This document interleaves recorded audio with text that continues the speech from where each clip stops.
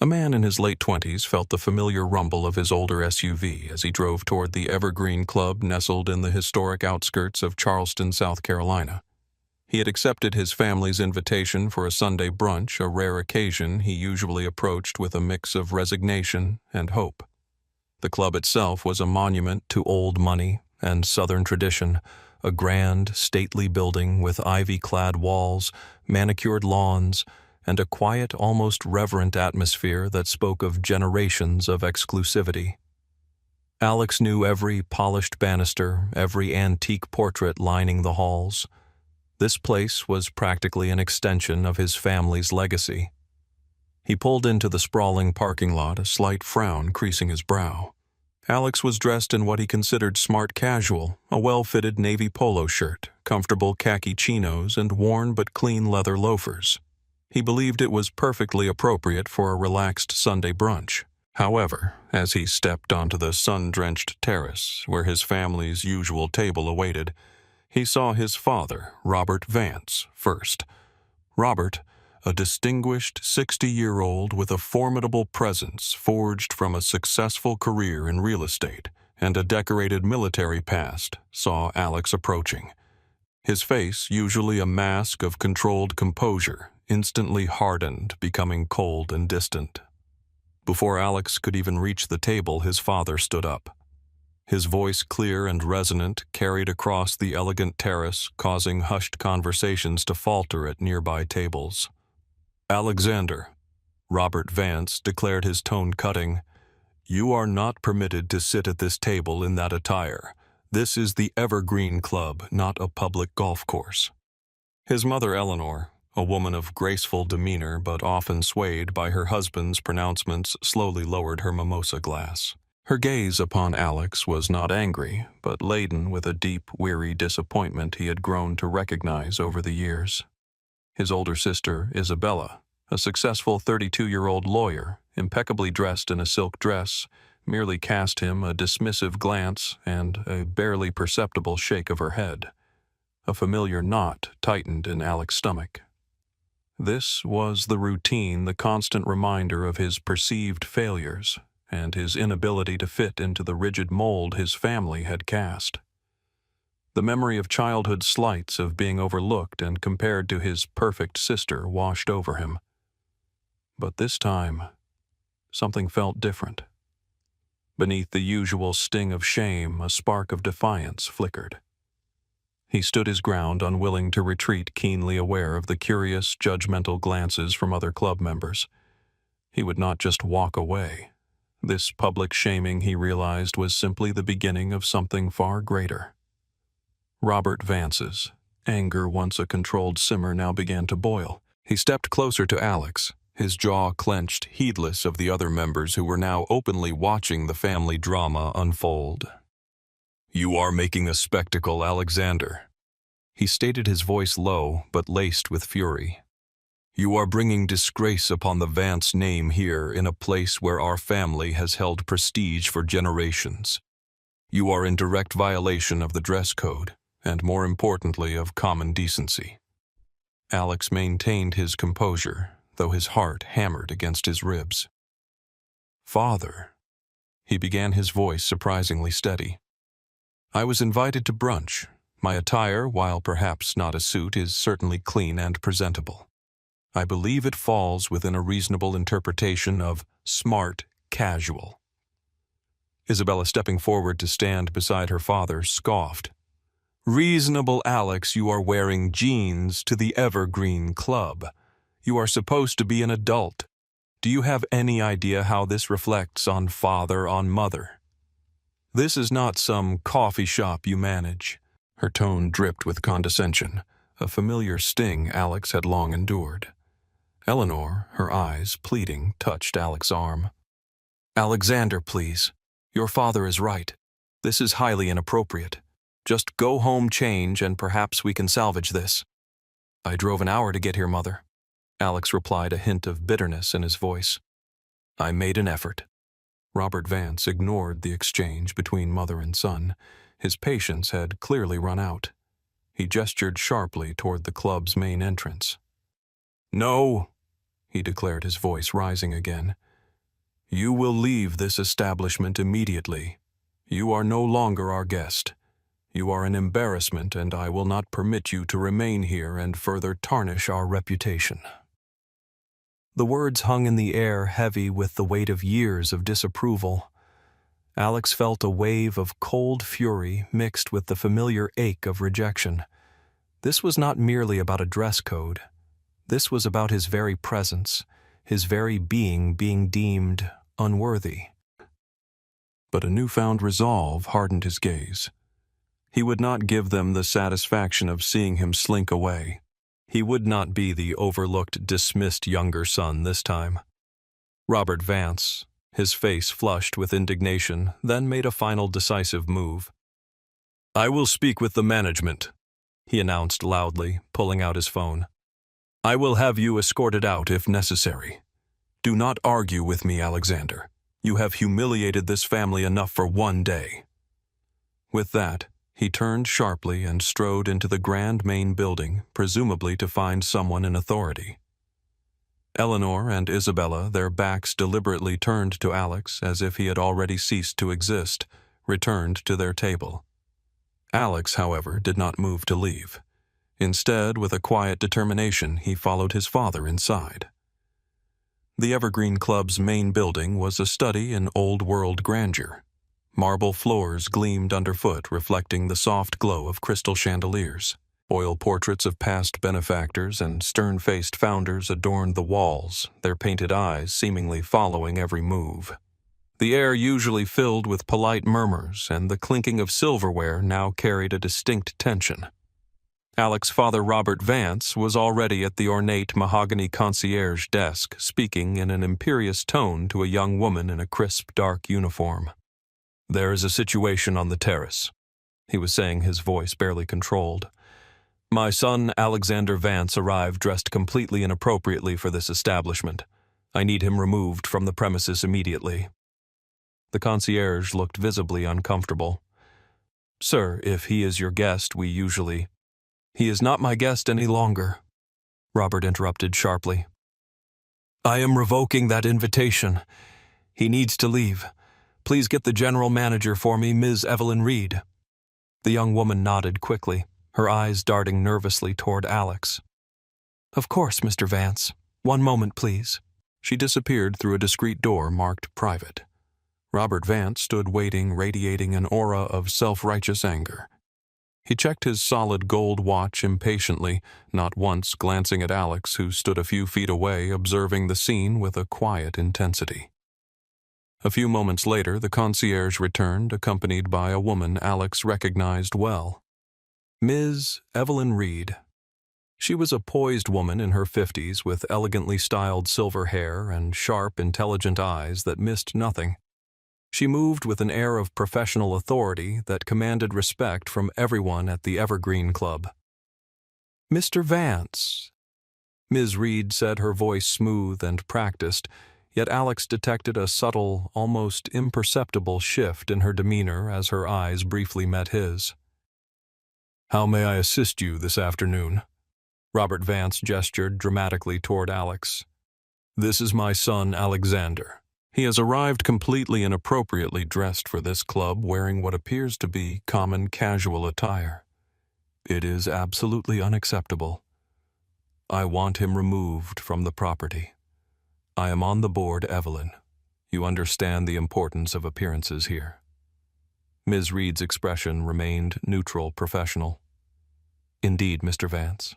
And you are formally requesting that we escort your son off the premises immediately?" "Yes," Robert affirmed, his voice firm.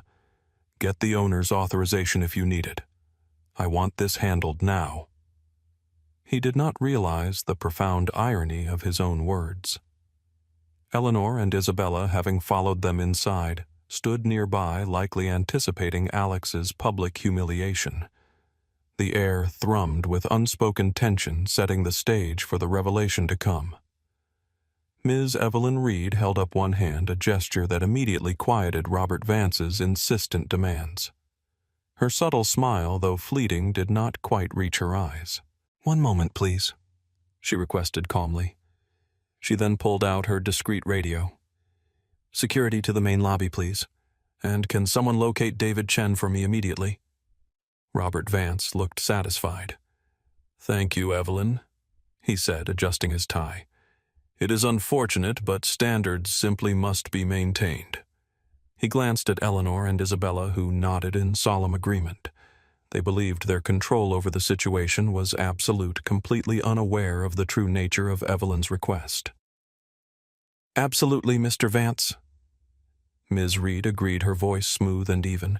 Standards are extremely important, especially here at the Evergreen Club. Within moments, 2 security officers arrived. They were impeccably dressed in dark professional suits, rather than traditional guard uniforms, a testament to the Evergreen Club's preference for understated, almost invisible security. They stood discreetly to one side, their presence adding a quiet gravity to the scene. Please wait here, Ms. Reed instructed them, then disappeared through another door, leaving the Vance family in an awkward silence. Robert checked his watch again, tapping his foot impatiently. Eleanor meticulously examined her manicure, avoiding eye contact with Alex. Isabella scrolled through her phone, likely composing a dramatic message to her friends about her brother's latest transgression. Alex stood motionless, his heart beating a steady, deliberate rhythm. He observed his family, these people who valued appearances and social standing above all else. He saw their self-assured arrogance, their certainty that they held all the cards. A quiet, almost imperceptible smirk played on his lips. After what felt like an eternity but was probably only 3 minutes, Ms. Reed returned. She was not alone. By her side walked a man Alex recognized instantly, David Chen, his competent and ever-present assistant. David carried a slim leather portfolio and, upon seeing Alex, offered a brief knowing glance that perfectly conveyed his readiness. Robert Vance, along with Eleanor and Isabella, looked utterly bewildered by David's unexpected appearance. The air in the lobby crackled with an unspoken tension, a palpable sense that the true nature of this confrontation was about to be revealed. Ms. Evelyn Reed paused for a moment, letting the tension in the main lobby build to an almost unbearable peak. Her gaze swept over Robert Vance, then Eleanor, then Isabella, before finally resting upon Alex. A subtle, almost imperceptible smile touched her lips. Mr. Vance, she began, her voice clear and resonant, carrying to every corner of the silent lobby. You requested to involve the owner regarding a membership dispute. Well, the owner is indeed here. She then turned fully toward Alex, her hand gesturing toward him with deliberate emphasis. Ladies and gentlemen, allow me to properly introduce Alexander Vance. The lobby remained absolutely silent. Robert Vance's face, which had been a mask of indignation, now went utterly blank. He stared at Alex, then at Ms. Reed, then back at Alex, as if trying to process an impossible equation.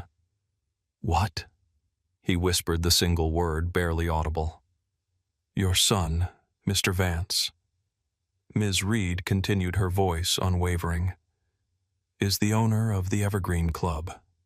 He purchased this property 7 months ago through Vance Hospitality Group. He owns the land, the facilities, the membership contracts, everything.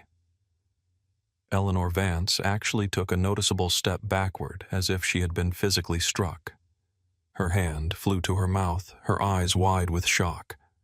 Isabella's phone, which she had been nervously clutching, slipped from her numb fingers and clattered loudly onto the polished marble floor, the sound echoing through the stunned silence. That is impossible. Robert Vance breathed, shaking his head slowly, refusing to accept the reality unfolding before him. Alex, my Alex, you work in what was it again? Boutique hotels? David Chen. Alex's assistant stepped forward, his expression composed. He opened the leather portfolio he carried, revealing a stack of official documents. The acquisition was finalized on a specific date, e.g. November 12th, through a corporate restructuring. David explained, his voice calm and factual. The previous ownership group was experiencing significant financial difficulties, mismanagement, outdated facilities, and declining membership. Mr. Vance acquired the property for $13.5 million and has since invested an additional $7.5 million in comprehensive renovations and operational improvements. David then handed the papers directly to Robert Vance, who stared at them as if they were written in an alien script. The new fitness center, the renovated dining room, the expanded spa facilities that opened last month, David continued, all part of Mr. Vance's strategic modernization plan. His vision has revitalized this club. Robert's hands trembled slightly as he held the documents, his eyes scanning the signatures, finally landing on Alex's name on the legal paperwork. He looked up at his son, his face a mixture of disbelief and utter bewilderment. "It is real, Father," Alex said quietly, his voice resonating with a newfound calm and authority. "I have owned the Evergreen Club for 7 months. I simply chose not to announce it publicly yet."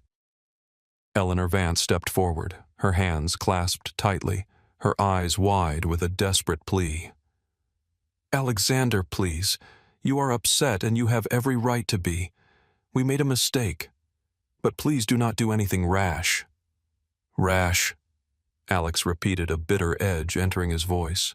"Like trying to have your own son physically removed from his own country club, Mother." Isabella began to sob softly. "Alex, I am sorry," she choked out. "We are all truly sorry. Please." Alex stood there feeling the accumulated weight of years of dismissal and casual cruelty. Every time they had overlooked him, every subtle slight. The emotional scars, though hidden, were still very real. He turned back to Ms. Evelyn Reed.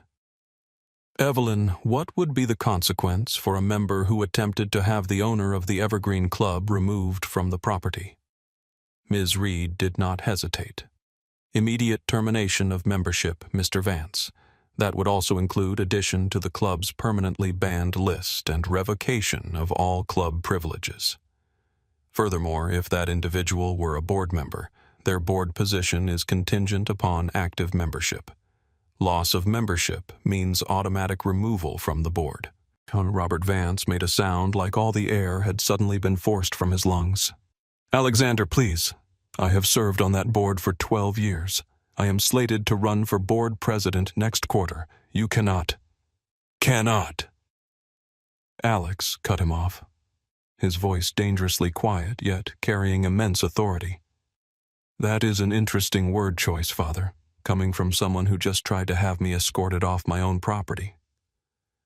The lobby had attracted a small, hushed crowd of other members and staff. Alex could see a few discreetly raised phones recording the scene. David Chen leaned close and whispered, "Alex, we should probably handle this privately." David was right. But the torrent of anger, the years of accumulated hurt, was difficult to contain. "Here is what is going to happen," Alex announced, his voice steady and resolute. "Father, your board position is suspended immediately pending a full review. Mother Isabella, your memberships are suspended for 30 days. "Alexander, please," Eleanor began again. "During those 30 days," Alex continued, his gaze piercing, "you are going to think very carefully about how you treat people, about how you judge them, and about what truly matters in life. And if we do not," Robert Vance asked, his voice a bitter, hollow whisper, "then the suspensions will become permanent," Alex concluded, his voice unwavering. "And you will then have to explain to your friends why you are no longer welcome at the club you have been members of for 26 years. Isabella sobbed harder. Eleanor looked utterly distraught. Robert Vance simply stood there, his entire sense of identity visibly crumbling. Alex turned back to Ms. Evelyn Reed. "Evelyn, please escort them out of the club. They are currently suspended members and are therefore not authorized to be on the property." "Alexander, you absolutely cannot do this," Robert Vance pleaded, his voice cracking with desperation. "This club is our life, our entire social network, our friends, everything." "Then perhaps," Alex said softly, his voice devoid of any triumph but laden with profound sadness, "you should have treated your son as if he mattered more than a dress code. The two security officers moved forward, professional and courteous. "Mr. Vance, Mrs. Vance, Ms. Vance, please come with us." They were then calmly escorted out through the main entrance. The grand lobby fell into a profound silence, broken only by the gentle, continuous splashing of the fountain in the corner. Ms. Evelyn Reed approached Alex carefully, her expression unreadable. "Mr. Vance," she said, "that was certainly a decisive action." "Too decisive?" Alex asked, feeling an overwhelming wave of exhaustion wash over him. The adrenaline that had fueled his confrontation was now rapidly dissipating, leaving him feeling drained. She almost smiled, a faint knowing curve of her lips. "Though you have undeniably given the members something to talk about for the next year, Mr. Vance."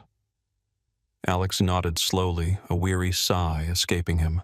He did not feel triumphant, only a deep, hollow ache. "Evelyn," he said, "can you please have David send me all the membership review files? I want to carefully examine how we have handled dress code complaints over the years. I need to ensure we are being consistent and fair across the board." "Of course, Mr. Vance," Ms. Reed affirmed promptly. "That will be done." She paused, then added, "And for what it is worth, sir, thank you for backing me up there. That confrontation could not have been comfortable for you." "You are the owner, Evelyn," Alex said, a slight, almost imperceptible smile touching his lips. "And for what it is worth, you have been the best thing to happen to this club in years. The changes you have implemented, the significant investments you have made, the staff notices. The members notice even if they do not yet know who is truly behind it all." Alex did not stay for brunch. The thought of engaging in small talk after such a raw public display was unbearable. Instead, he walked out of the Evergreen Club, got into his car, and sat there for a long 20 minutes, his hands still trembling slightly with the delayed rush of adrenaline. His phone began buzzing almost immediately, a relentless barrage of notifications. First, a text message from Isabella. "Alex, please, we can talk about this. Please do not do this to us." Then a message from his mother, Eleanor. "Your father is utterly devastated. His blood pressure spiked. The doctor says he is fine, but this stress. This is what you have done to him." An email from his father, Robert, followed swiftly. "I am calling the family lawyer. You cannot abuse your position like this. There are bylaws to protect members." Alex simply turned off his phone, silencing the insistent demands and accusations. David Chen. His assistant appeared at his car window a few minutes later, tapping gently. Alex rolled the window down. "Are you okay, Alex?" David asked, his expression concerned. "Not sure yet," Alex admitted, running a hand through his hair. "That was undoubtedly the most uncomfortable thing I have ever witnessed in my professional career," David commented, a wry, sympathetic smile playing on his lips. "And I once watched a CEO fire his entire board during a holiday party." Alex let out a short, humorless laugh. "Was I wrong, David?" He asked the question, heavy with a deep personal doubt. Alex drove to his actual home. Not the modest apartment his family mistakenly believed he lived in, but the beautifully renovated Victorian house he had purchased 3 years ago in a quiet, historic neighborhood of Charleston. A spacious 4-bedroom home with original hardwood floors and a sprawling garden he rarely had time to maintain properly. Inside, he poured himself a glass of fine bourbon and sat in his quiet living room, looking at old family photographs he had kept despite everything. Christmas pictures, vacation snapshots, birthday parties, faded evidence of a family that had once existed, at least superficially, in harmony. His phone remained off, but he could vividly imagine the torrent of messages piling up, the rising panic, the seething anger, the inevitable accusations. He had humiliated them publicly in front of their carefully curated social circle, their friends, their entire support network. Was he truly wrong?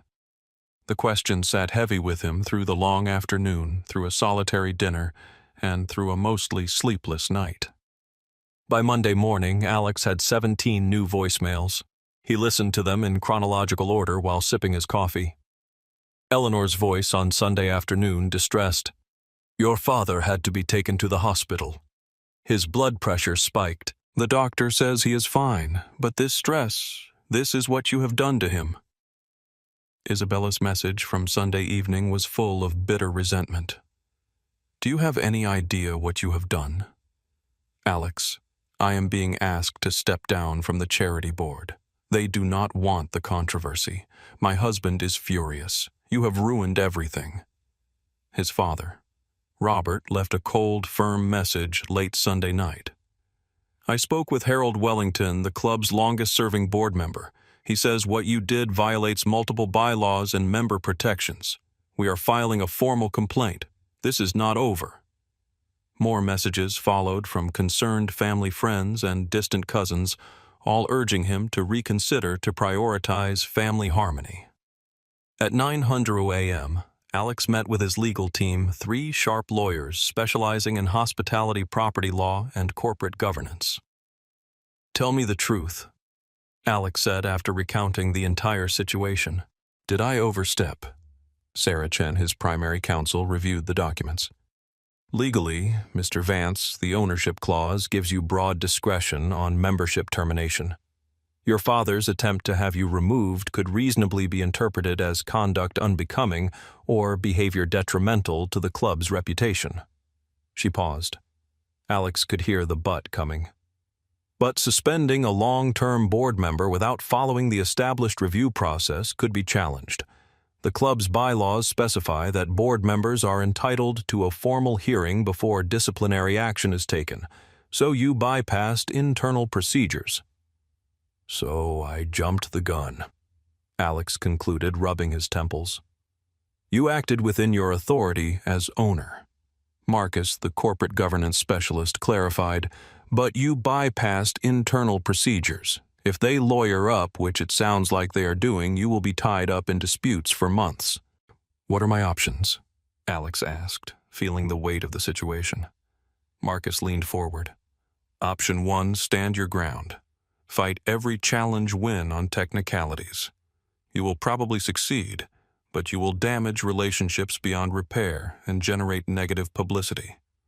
Option 2, reinstate the memberships with conditions. Require a formal apology. Implement a family code of conduct. This maintains your authority while allowing a path for reconciliation." "Option 3, Sarah prompted softly. "Sell the club, walk away," Marcus finished. "You have already increased its value significantly.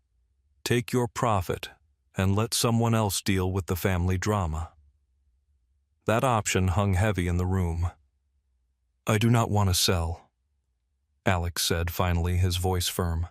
"I bought the Evergreen Club because it had immense potential and because some part of me wanted to prove I could succeed in their world but on my own terms." Sarah nodded. "Then we go with option 2, Mr. Vance. But we do it strategically, not because you were wrong, but because you are choosing to extend a grace they did not offer you." Alex called his father that afternoon. Robert Vance answered on the first ring, his voice sounding tired and subdued, a stark contrast to his usual booming authority. "Father," Alex began, keeping his voice professional and measured, "I have reviewed the situation with my legal team. I am prepared to reinstate your memberships and your board position, as well as Mother's and Isabella's memberships under specific conditions." There was a long silence on the other end of the line. Then quietly, Robert Vance asked, "What conditions?" "First," Alex stated, "a formal written apology from each of you. Not for my benefit, I do not need it, but for the record. This apology must acknowledge that demanding someone's removal based on their appearance was inappropriate and reflects poorly on the club's values." Another pause. "That is it?" Robert asked, sounding surprised. "Second," Alex continued, "you will all participate in a board review of the club's dress code policies. We will make them clear, consistent, and fairly applied to every single member without subjective enforcement or favoritism." "We can do that," Robert said, his voice a little stronger. Third, and this is non-negotiable, Alex emphasized. You will respect my ownership and my decisions regarding the Evergreen Club. No more undermining my leadership. No more using your board position to create problems or oppose my vision. If you cannot genuinely support the direction I am taking the club, then you can resign from the board. But you do not get to stay and sabotage. There was a longer silence this time. Alex could almost feel his father processing the weight of these terms, the shift in power dynamics. Then a profound sigh. Alexander, Robert Vance said, his voice softening, tinged with a regret Alex had rarely heard before. You have really built something, have you not? Yes, father, Alex replied, his voice still steady. I did not know. Robert admitted, his words sounding genuinely contrite. I should have asked. I should have paid attention to what you were doing instead of simply assuming you were failing. Your mother and I were always so proud of Isabella because her achievements were visible, her charity work, her social connections, her legal career. It was easy for us to see and understand. What you do, it is behind the scenes. We did not realize the scale of your success, or that success could look so different from what we expected. Both, father, Alex corrected gently. Both. I am sorry, Alexander. Robert Vance continued, his voice heavy with emotion. What we did on Sunday was wrong, regardless of who you are or what you own. It was deeply disrespectful and unfair. I am reinstating your memberships effective immediately, father, Alex said. The apologies should be sent to Evelyn Reed by the end of the week. The board review of dress code policies will begin next month. Thank you, Alexander, Robert said. This does not fix everything, father, Alex clarified, making sure the message was clear. You spent years making me feel like I was not enough, like I did not matter unless I met your specific narrow definition of success. I need you to understand that I did not buy this club to impress you. I did not build my company for your approval. I did it for myself because I am good at it and I enjoy it and it matters to me. I am starting to understand that, son, Robert admitted.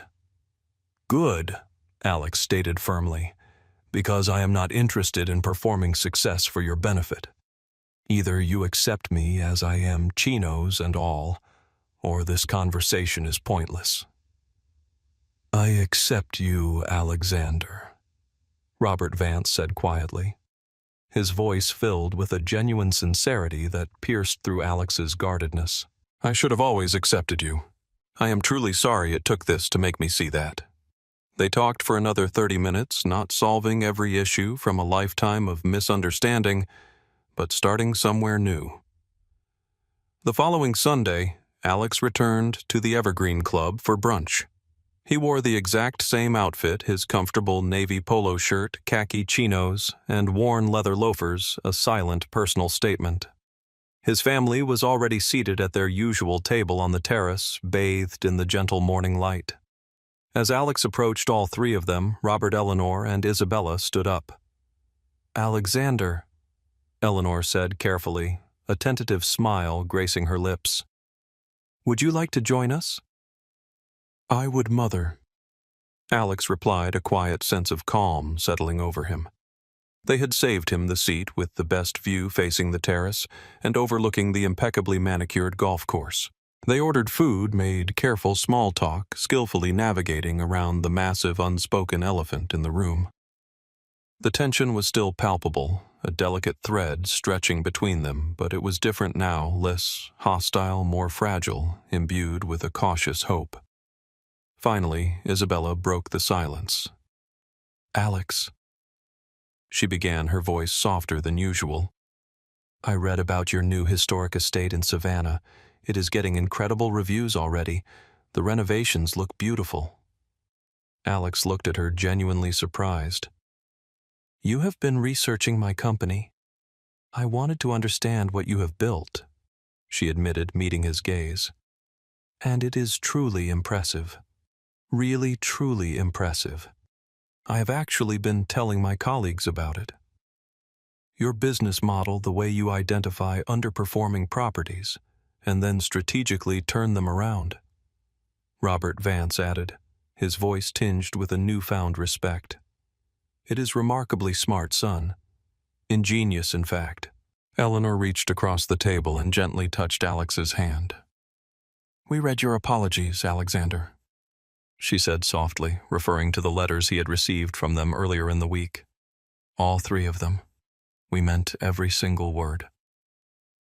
I know this does not fix everything, Alex, Robert said, his voice earnest.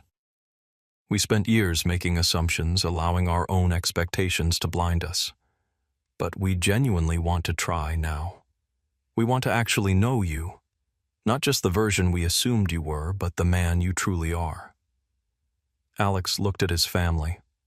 They were flawed, complicated, and certainly capable of cruelty. But now, perhaps, they were also capable of growth. Hey, he said, a small, genuine smile finally reaching his eyes. Let us try. It was not a fairy tale ending. There were no emotional hugs or sudden tearful declarations of instant reconciliation. They did not instantly transform into a perfect, harmonious family. But it was honest, and that mattered more to Alex. And when other members of the Evergreen Club walked by and saw Alexander Vance sitting there in his comfortable chinos and polo shirt laughing softly with his family at the table with the best view in the entire club, nobody dared to say a word. Because now they all knew. The unassuming young man in the comfortable clothes owned the entire place. And perhaps more importantly, so did Alex. He owned his truth, his success, and finally, his own life.